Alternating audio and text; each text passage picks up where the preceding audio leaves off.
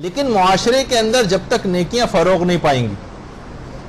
اب دیکھیے بہت ساری جگہ ایسی ہیں کہ باقاعدہ وہاں پر نمازوں کے سلسلے میں کبھی ہفتہ نماز منایا جا رہا تو نمازوں کا ایسا انعقاد, یعنی معروف چیزیں اور نیکیاں لوگوں کو ہوتی نظر آئیں معاشرے میں. یہ ایک بہت بڑا, میں بار بار اس کے اوپر زور دے رہا ہوں, معروف نظر نہیں آ رہے اور منکرات بکھرے ہوئے نظر آ رہے ہیں, ان کو پھیلانا پڑے گا. لوگ نمازیں پڑھتے, مثلا کسی جگہ آپ کسی سہیلی کے گھر, جو غیر شیعہ کوئی سہیلی کوئی تقریب ہو رہی ہے, آپ وہاں پہ جا رہی ہیں, آپ وہاں پہ کہتی نہیں میں گھر آ کے نماز پڑھوں گی, وہاں نماز نہیں پڑھوں گی. بھائی وہاں پڑھنے میں کیا ایسا مذائقہ تھا؟ ایک تو یہ کہ یہ آپ پر الزام لگنے لگتا ہے کہ یہ لوگ بے نمازی ہوتے ہیں. تو بہرحال بہت سی چیزیں غیر ضروری ایسی احتیاطوں میں چلے جاتے ہیں جو خود خلاف احتیاط ہوتی ہیں. تو معاشرے کے اندر دیکھیے اگر یہ اس طرح سے لوگ نظر آنے لگیں, نیکیاں فروغ پانے لگیں, تو کوئی بھی شخص بے نمازی ہونے کا نہیں سوچے گا. نیک لوگوں کی تعداد میں زیادہ سے زیادہ اضافہ کرنے کی کوشش کریں. دیکھیے اس سلسلے میں یہ دیکھیں افریقہ میں جو عاشورے کے جلوس نکلتے ہیں, ان عورتوں کو کس نے آخر اتنے سخت پردے پہ اتنا آرگنائز طریقے سے مسلمان کیا, مومنہ کیا کہ عاشورے کا جلوس جو مثلا نکل رہا ہے وہاں پر افریقہ میں, تو عورتیں دیکھیں کتنی منظم. ہمارے یہاں کوئی عورت آپ کو نظر آتی جو یہاں سے جدی پشتی جو نجیب الطرفین بھی ہیں اگر, تو اتنے آرگنائز کوئی نظر آتا ہے؟ آرگنائزیشن بھی نہیں. جو حجاب اور پردہ ان لوگوں کا آپ کو نظر آ رہا ہے. کس امر بالمعروف اور نہی عن المنکر کسی نے ان کو کیا, اس کی اثر پذیری ہوئی, تو اس کے مظاہر دیکھنے میں یہ سامنے نظر آ رہے ہیں آپ. اور دیکھیے بہت سی چیزیں ایسی بھی ہیں, جیسے بہت سے معذور افراد, یہ خود اس کا اس طرح سے نماز پڑھنا کتنے بے نمازیوں کو دعوت نماز دے گا کہ دیکھیں اس کے پاؤں نہیں ہے تب بھی آ کر نماز پڑھ رہے, میں صحیح و سالم ٹھیک پاؤں والا, میں تب بھی نماز سے غافل ہوں. لیکن یہ بھی اگر گھر میں بیٹھ کے نماز پڑھنے لگے تو کہیں کوئی نظر ہی نہیں آئے گی, کوئی نیکی معاشرے میں ہوتی ہوئی نظر نہیں آئے گی کہیں. یہ جیسے میں نے اس سے پہلے بھی بتایا تھا کہ یہاں جتنے بڑے عہدوں پر جاتے جاتے ہیں لوگ, اتنے ہی ان کی بیویاں اور ان کے خاندان والے اسلام سے دور ہوتے چلے جاتے ہیں. اگر بڑے افراد, جیسے کہ آقا محسن قیراتی نے بھی کہا, اگر علاقے کے بہت سارے بڑے عہدیدار جو ہیں وہ صف اول میں نظر آئیں, اور جناب تاجر حضرات, بہت بڑے بڑے مالدار حضرات اگر مسجدوں کے اندر اس طرح سے نظر آئیں صف اول میں, تو مسجدیں نمازوں سے بھر جائیں. یہ افراد جو ہیں معاشرے کے اندر آ کر اس کو پریکٹس کرتے نظر نہیں آتے لوگوں کو, اس وجہ سے معاشرے میں نیکیاں بھی نہیں نظر آ رہی. کتنی ایسی چیزیں, مثلا جیسے کہ یہ خاتون کہ جناب قرآن کے حروف کے اوپر ہاتھ نہ لگے, اور اگر بغیر وضو نہیں ہے تو گلوز مثلا پہنے ہوئے ہیں, حروف کے اوپر ہاتھ نہ لگیں. تو بہت ساری نیکیاں جو معاشرے میں یہ چیزیں سکھانے والا یہ ممبر, جو کہ اب ہم دیکھتے ہیں کہ افسوسناک حد تک بہت سارے ایسے نااہل افراد کے ہاتھ میں بعض اوقات یہ چلا جاتا ہے کہ معاشرے میں جتنی بھی آپ کو اس وقت نظر آ رہی ہیں نا برائیاں ہوتے ہوئے, یہ اس کا نقص ہو جاتا, اس پہ بیٹھنے والے کی بعض اوقات خرابی ہو جاتی. تو اس کی طرف یہ ہمیں دماغ میں رکھنا چاہیے کہ باقاعدہ آغا سیستانی علی الخصوص زائرین پاکستان جو ان سے یہ بات کہتے ہیں کہ آپ ممبروں پر پڑھے لکھے افراد کو, جو دینی اعتبار سے جو پڑھے لکھے ہیں, صرف انہیں کو جانے کی اجازت دیں. یا ہر کس و ناقص جو کہیں سے کچھ نہیں پڑھا ہوا ہے, کسی مدرسے کے آج تک کبھی کسی نے کوئی شکل نہیں دیکھی, وہ تمام افراد وضع و قطع اپنی بنا کر اور اس کے اوپر آ کر بیٹھ جاتے ہیں, اور اس کے بعد پھر جو خرابی ہے معاشرے کے اندر وہ بھی آپ کو نظر آ رہی. دیکھیے مبلغین نے جب کام کیا تو امام خمینی کی اس سے پہلے, انقلاب سے پہلے جو تقاریر ہوا کرتی تھی, اسی کے بعد اتنی بڑی تحریک کی بنیاد پڑی کہ اس کے بعد پھر نظر آیا کہ اس امر و نہی کے نتیجے میں اتنی بڑی حکومت اسلامی جو ہے وہ قائم کی. آقا علی پناہ اشتہار دی, واعظ و نصیحت کے سلسلے میں قوم میں ان کا درس جو ہے بہت زیادہ مشہور ہوا کرتا تھا. اب تو خیر ان کا انتقال ہو گیا, لیکن واعظ و نصیحت کے حوالے سے یہاں پہ کوئی بھی شخص واعظ و نصیحت پہ نظر نہیں آتا. کچھ ہاں ایسی نکتہ آفرینیاں جن کی لوگوں کو ضرورت نہ ہو, نہ ان کا عالم آخرت میں کوئی بھلا ہو, اس طرح کی نکتہ آفرینیاں ہمارے ممبروں سے کی جا رہی. آیت اللہ حسن مدرس پوری رات گزر جاتی تھی اور استفتاءات کے جوابات بیٹھے لکھتے رہتے تھے. لوگوں معاشرے میں لوگوں کے سوالات کے جوابات دینا ہے, ان کے اذہان سے شکوک و شبہات کو دور کرنا ہے. تو اس طرح سے یہ فریضہ انجام, جب تک علماء اپنے ہاتھ میں فریضے کو انجام دیتے رہتے ہیں تب تک معاملہ صحیح رہتا ہے. لیکن جب جوہال کے ہاتھ میں یہ چیزیں آتی ہیں تو وہیں سے خرابی اصلاً شروع ہو جاتی ہے.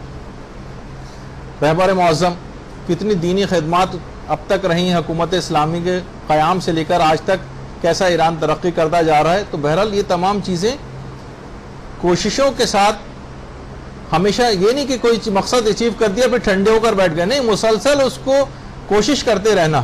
خود ہمارے استاد محترم مولانا صادق حسن صاحب قبلہ انتھک محنت ایسے کہ ہم تصور بھی نہیں کر سکتے کہ میرے خیال ہے اگر grains book of world records کے اندر جس عالم نے سب سے زیادہ دنیا کے سفر جو کیے ہوں گے تو شاید مولانا محترم کا نام اس میں سب سے پہلے نمبر پہ لکھا جائے.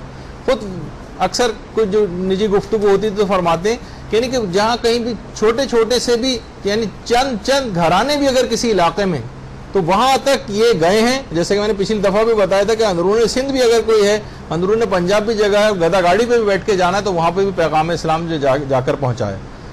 کوئی چپا کونا ایسا نہیں چھوڑا کہ جہاں پر اسلام کا پیغام نہ پہنچایا. علامہ ذیشان نظر جوادی انتقال کر گئے، لیکن کتنی خدمات ہیں تحریر کے اعتبار سے، تقریر کے اعتبار سے، اور آج تک مشعل راہ ہیں. لوگوں کے گھروں میں ان کی کتابیں ہیں، کیسٹس ہیں، یعنی پوری دین تبلیغات کے اندر اس طرح سے لگائی. مولانا غلام حسین عسکری صاحب تنظیم المکاتب کی بنیاد رکھی تھی. اس سے پہلے اسی طرح سے مجالس پڑھا کرتے تھے، اس طرح سے عام طور پہ آج کل مجلسیں پڑھی جاتی ہیں. لیکن کہہ رہے ہیں ایک دفعہ کسی صاحب سے انہوں نے پوچھ لیا کہ وضو کیسے کرتے، پتہ چلا وضو کسی کو آتا ہی نہیں. ایک دفعہ وضو چیک کروایا، پتہ چلا کہ حاضرین میں سے کسی کا بھی وضو صحیح نہیں. تو اپنے آپ سے کہا کہ قیامت میں ان سب کے وضو، کہ میں منبر پہ بیٹھا تھا، یہ لوگ مجھے سننے آئے ہوئے تھے، تب بھی ان لوگوں کی نمازیں سب کی غلط ہو گئی، وضو سب کے غلط، کون ذمہ دار؟ میں ذمہ دار ہوں گا. تنظیم المکاتب کی بنیاد رکھی اور اس کے بعد پوری کتنی جگہوں پر ہزاروں کی تعداد میں مدرسے ہیں جو ہے کام کر رہے ہیں، اور وہ پودا لگایا ہوا ہی مولانا غلام حسین عسکری صاحب کا ہے. تو تبلیغات ایسے نہیں ہو جاتی، اس کے لیے محنتیں کرنا پڑتی ہیں، معاشرے کے اندر کام کرنا پڑتا ہے، تو پھر اس کے ثمرات جو ہیں وہ نظر آتی ہیں. علامہ سید اختر رضوی افریقہ میں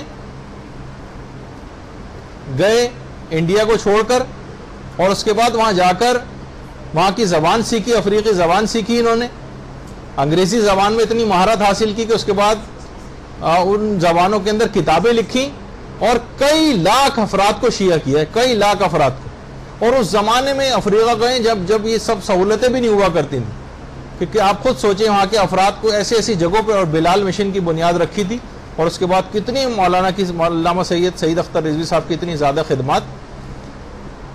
تو یہ چیزیں دیکھیے، وہی ہے کہ ہم تصویریں ان کی ہوں آپ کو دکھا رہے ہیں کہ ان کو اپریشیٹ کریں، ان لوگوں کے کام. جیسے علامہ ذیشان نظر جوادی کہتے تھے ایک عالم بیچارہ جو ہے وہ اپنی کیا چیز لوگوں کے سامنے پیش کرے کہ اس کی اچیومنٹ کیا ہے. وہ یہی کہے گا میں نے اتنی کتابیں لکھی ہیں، لوگوں کو کتاب پڑھنے سے کوئی دلچسپی نہیں. وہ کہے گا کہ میں نے مثلاً اتنے جو ہے وہ مدرسہ قائم کیا. لوگ سوچتے ہیں مدرسے کے معنی شاید علی زبر با، بے زبر با، تے زبر تا پڑھایا جاتا ہے وہاں پر، اس کے علاوہ کیا ہوتا ہے مدارس میں؟ حقارت کی نگاہ سے دیکھتے ہیں. وہ کیا اچیومنٹ اپنی پیش کرے لوگوں کے سامنے کہ میں نے کیا کیا ہے. لوگ یعنی قوم اتنی زیادہ جاہل ہو گئی. تو علماء کو بھی چاہیے، یا جو بھی دین کا کام کرنے والے، یہ بیٹھیں آپس میں میٹنگز کریں کہ معاشرے کے اندر کس طرح سے کام کرنا ہے. کیا ایران میں ہم دیکھتے ہیں بہت سے علماء کی اس انداز سے میٹنگز ہوتی ہیں، حج پہ جانے والے افراد کے باقاعدہ گروپس اور علماء سے خطاب بھی کیا جاتا ہے. بہت سی اچھی چیزیں بہترین ہیں، وہ اور جگہوں سے آپ لے کے اس کو سبق سیکھیں اور اڈاپٹ کریں اس سے.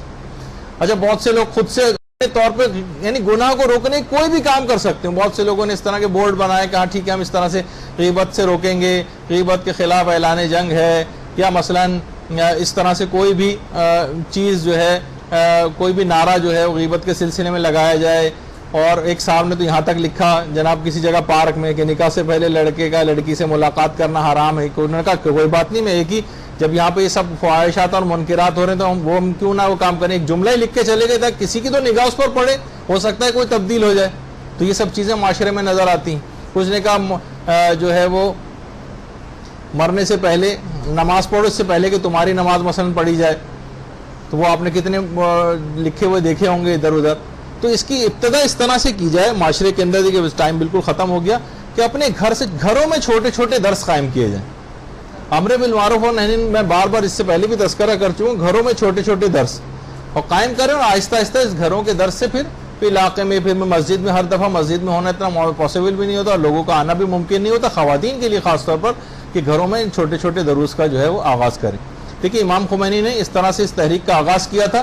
ایک امر بالمعروف کا ایک انفرادی ایک حصہ ہوتا ہے، گناہوں کو روکنے میں، اور اس کے بعد جب یہ آگے بڑھتی ہے امر بالمعروف اور نہی عن المنکر جب آگے بڑھتا ہے تو پھر حکومت اسلامی اور ولایت فقیہ جو اس کا ایک بہت براڈ اسپیکٹرم ہے کہ پھر ایک حکومت اسلامی بھی جو اس سلسلے میں قائم ہو جاتی ہے. امام خمینی کی جو ان کا ویژن تھا اور دیگر مجتہدین بھی اس سلسلے میں اپنی رائے رکھتے ہیں.